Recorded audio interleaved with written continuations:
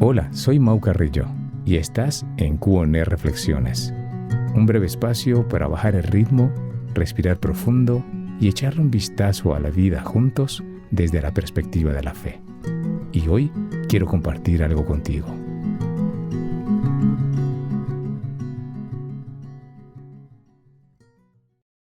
Hay una película que seguramente muchos de nosotros conocemos.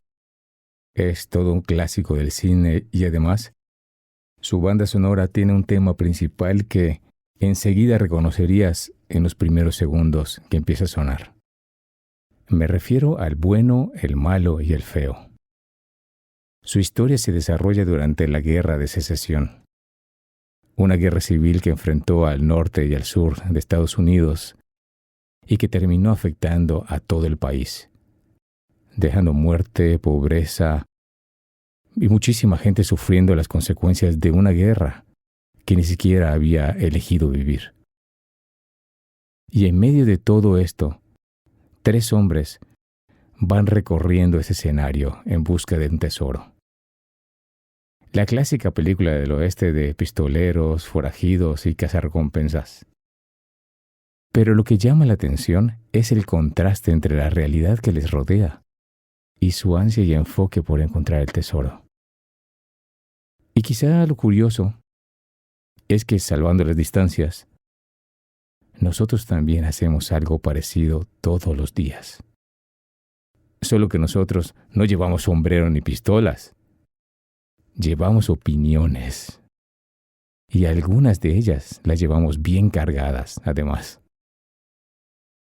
Porque cuando vemos una discusión, una noticia, un conflicto, o incluso cuando alguien nos cuenta un problema, rápidamente empezamos a disparar y asignar etiquetas. Este es el bueno, este es el malo, y este no lo tengo claro.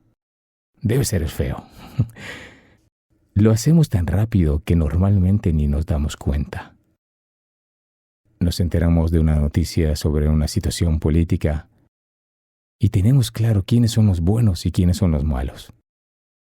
Y por supuesto, yo estoy del lado de los buenos. Los otros son los malos.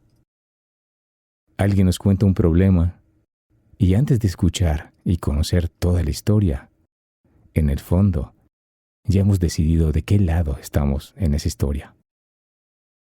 Incluso cuando alguien piensa diferente a nosotros, en lugar de intentar entender qué está percibiendo e interiorizando esta persona para llegar a las conclusiones que ha llegado, empezamos a preguntarnos, ¿qué le pasa? O ¿cómo puede pensar semejante tontería? Porque quizá lo que pasa es que necesitamos ordenar lo que sucede para podernos explicar la realidad. Necesitamos saber quién tiene la razón, quién tiene la culpa, quién es la víctima y quién es el responsable. Pero creo que esto puede estar ocultando algo incómodo. Porque muchas veces no estamos intentando comprender realmente lo que ha pasado, ni a los demás. Más bien, estamos intentando confirmar nuestro juicio sobre lo que ha pasado y sobre los demás. Y esto me hace recordar algo que viví hace algunos años. Pasé una etapa bastante larga y complicada de mi vida. Fue realmente muy dolorosa. No solo por lo que estaba pasando a mi alrededor y en mis circunstancias, sino por cómo estaba por dentro. Roto, bastante desbaratado. Y durante aquella época, un buen amigo con el que pasaba parte de mi tiempo libre y que conocía bastante bien lo que estaba viviendo, incluso me dijo en una ocasión, Mau, si yo estuviera en tu lugar, no sé si habría aguantado tanto. Creo que hace mucho habría tirado la toalla. Y escuchar eso, aunque no era demasiado alentador, me hacía sentir acompañado, pero sobre todo comprendido. porque él reconocía algo que era real. Yo estaba sufriendo. Pero ahí viene lo interesante de la historia, porque en otras ocasiones también me decía algo muy incómodo, que me chocaba y me sentaba bastante mal. Algo así como: Mau, de verdad entiendo lo que te pasa y lo que me cuentas, pero también me gustaría conocer el otro lado de la historia. Y yo pensaba: ¿el otro lado de la historia? Pero si te estoy contando exactamente lo que ha pasado. Con el tiempo entendí que mi amigo no estaba dudando de mí, ni negando lo que yo había vivido. Él estaba intentando entender la historia completa, no solamente mi parte de ella. Sin saberlo, mi amigo me estaba haciendo un importante favor. Porque una situación puede ser completamente real y al mismo tiempo, mi manera de interpretarla puede no ser completa. Mi sufrimiento era real, pero eso no significaba que mi lectura de toda la situación fuera necesariamente correcta. Y creo que esto nos pasa más veces de lo que creemos. Porque podemos tener experiencias, datos, conversaciones, pruebas, muchas razones y motivos para respaldar nuestra forma de pensar. Y aún así, estar viendo solamente una parte de la historia. Así que si nos permitiéramos un pelín de honestidad hacia nosotros mismos, muy posiblemente encontremos conveniente reflexionar en esto. Tener razones no significa necesariamente tener la razón. Tener razones no significa necesariamente tener la razón. Y es justo en este momento incómodo y puntiagudo donde aparece Jesús. El Jesús incómodo. Porque cuando cualquiera de nosotros nos acercamos a la Biblia, descubrimos que Jesús no se dedicaba precisamente a confirmar el pensamiento y perspectiva de la gente. En aquel momento, la gente tenía suficientes motivos de queja, dolor e incertidumbre. Llevaban años sometidos y rodeados de injusticia, corrupción, segregación, marginación, etc. Un montón de cosas adversas. Y encima, viviendo y retroalimentando todo un sistema que sostenía todo ese panorama.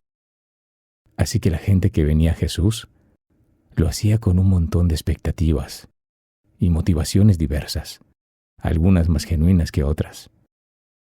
Pero la forma en la que abordó esa realidad e interacciones muchas veces fue a través de preguntas, de parábolas, con el propósito de ayudarles a cambiar el enfoque y llevar la conversación a un lugar que nadie esperaba. Porque este Jesús incómodo parece no estar satisfecho hasta no hacer tambalear nuestros esquemas.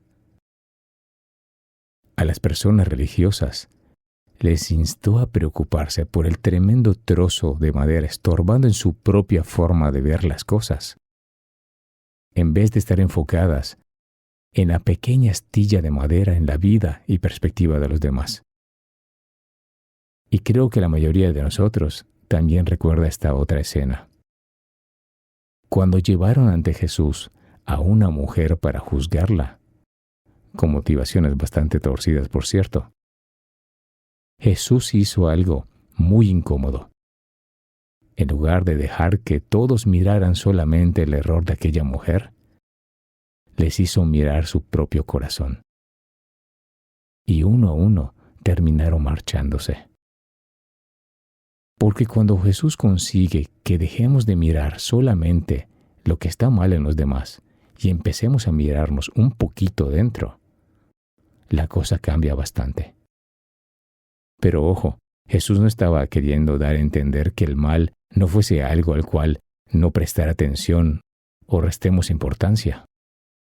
Al contrario, Él se tomaba el mal tan en serio como para permitir que lo utilizáramos para sentirnos moralmente superiores a los demás. Y creo que esto debería parecernos muy importante. Seguir a Jesús no significa evadirnos o cerrar los ojos ante la realidad. La fe no es un antifaz, porque los seres humanos somos muy capaces. Entre otras cosas, producimos guerras, injusticias, violencia, corrupción, abusos, problemas migratorios, sufrimiento. Y muchas de esas cosas están mal, terriblemente mal. Jesús nunca nos pidió que dejáramos de prestarles atención, pero también sigue invitándonos a ti y a mí a mirar hacia adentro. Porque mientras estamos tan ocupados mirando y hablando de todo lo mal que está afuera, quizá Cristo nos pregunta, ¿y qué está pasando dentro de ti mientras miras todo eso? ¿Qué ocurre conmigo cuando alguien piensa diferente? ¿Qué hago cuando me contradicen? ¿Qué hago cuando descubro que estaba equivocado? Porque la verdad es que descubrir que uno estaba equivocado es una experiencia maravillosa, siempre y cuando el equivocado sea el otro. Y sobre esto hay algo que Jesús nos enseña que me parece fundamental. Discernir, es decir, descifrar o detectar el error, no significa condenar. Tenemos la libertad de defender la verdad sin utilizarla como un arma. Somos libres de corregir sin humillar. Podemos descansar en vez de mantenernos a la carga y escuchar sin estar preparando inmediatamente nuestras respuestas a manera de municiones. Y podemos liberarnos del temor a reconocer que nosotros también podemos ser corregidos. Porque sin duda, una de las cosas más difíciles de decir es, yo también puedo estar equivocado. Y no sentir con ello que reconocerlo es haber perdido. En esto precisamente consiste la gracia. Y en esto Dios es toda una fuente de derroche y generosidad. No para que creamos que todo da igual, sino para saber que puedo acercarme a la verdad sin tener que esconderme detrás de mis propias razones. Así que la pregunta de hoy quizá ya no sea ¿quién tiene la razón?, sino una un poco más incómoda. ¿Qué estoy defendiendo con tanta fuerza que necesito aprender a mirarlo como Cristo lo mira?